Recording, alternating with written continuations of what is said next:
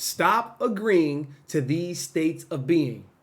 To those who are rich, congratulations. You have touched money. You have touched physical manifestations and physical properties that some you never thought you'd be able to touch because you had this crab in a bucket mentality in which crippled you from reaching that. But you did. Congratulations. And to others who have visualized and dreamt, had visions of touching this type of money, getting your dream car, dream house, flying, traveling, living in your dream house, okay? In your dream state, dream country, you got your passport, you're doing it. You're doing the damn thing. Congratulations. Now, to the person who thinks he or she is wrong and the person who think she is right. They're both correct. They're both correct to their own merit. Why? Because the energy that they spew out to the world is the same thing that's going to confirm them what they are. So you are rich in physical measures, in physical properties. You have a lot of things. You have a lot of trinkets. You have a lot of assets, investments. Congratulations. That's a beautiful thing. But how is your humanity? How is your mental humanity? It's all a scale. If you are out of touch so much with reality and you have lost your humanitarian badge, right? You have so many more material possessions. So this just leaves the camera and it just evaporates. Now this is exactly what you need to balance this. With family, friends, associates, co-workers, you need to balance this physical with metaphysical or spiritual. You need to balance that. Because 10, 20, 30 years down the line, you're going to look at yourself and be like, God damn, I mistreated so many people because I was able to touch this amount of money. I was able to retire my mom, move out of this neighborhood that was very unsturdy, right? Now I can live way above my means because my income has increased. You see? You can be rich in possessions, but poor in possessions. No, you can be rich in possessions and poor in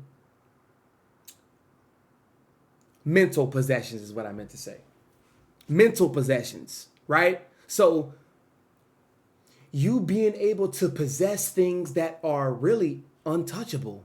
Integrity, morals, ethics, values, principles, habits, love, your core valued foundation of love, kindness, creativity, right? Being a leader, bringing people together, and people actually having great things to say about your leadership.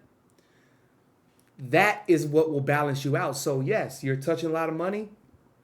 Some people just completely, they just throw that shit out the window. They don't give a damn about how they treat people because they got a lot of money, and they just toss it up to, well, when you're rich, you got to step on people who need to be stepped on, or you have to tell people things they need to hear and be a certain way. That's wrong.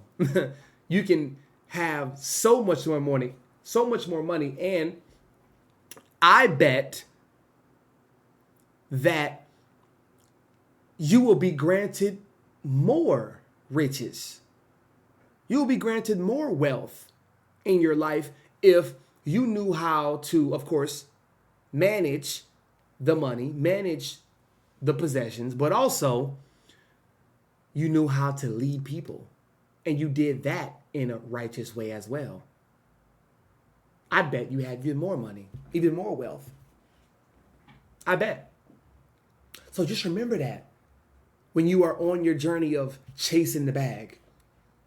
Because you could be chasing something that is leading you to death quicker. We know it's inevitable, but you could be chasing something that has a smoke and mirror effect of it being money, it being your dream car. But you lose yourself on that chase.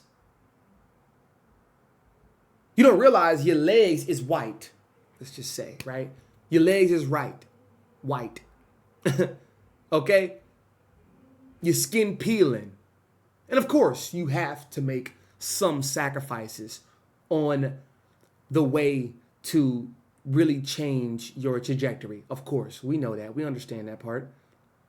But the things that keep your mental possessions intact, ethics, moral values, standards, integrity, those things should never be neglected. As they say, non-negotiables. We're not negotiating about, because that's me.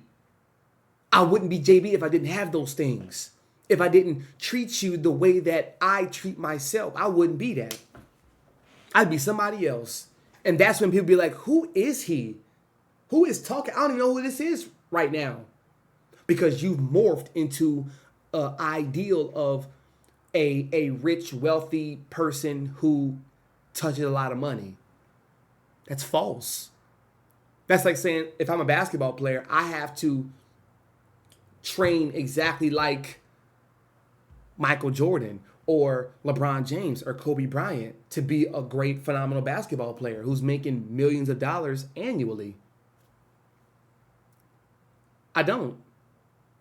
Of course, we observe, we study our peers, but my spin on it, look at Kyrie Irving. He's worked side by side with Kobe Bryant. Mentor. Kobe Bryant was his mentor. Yet, Kyrie Irving in this day and age has the grace and the spiritual backing, the ancestral backing for him to speak on his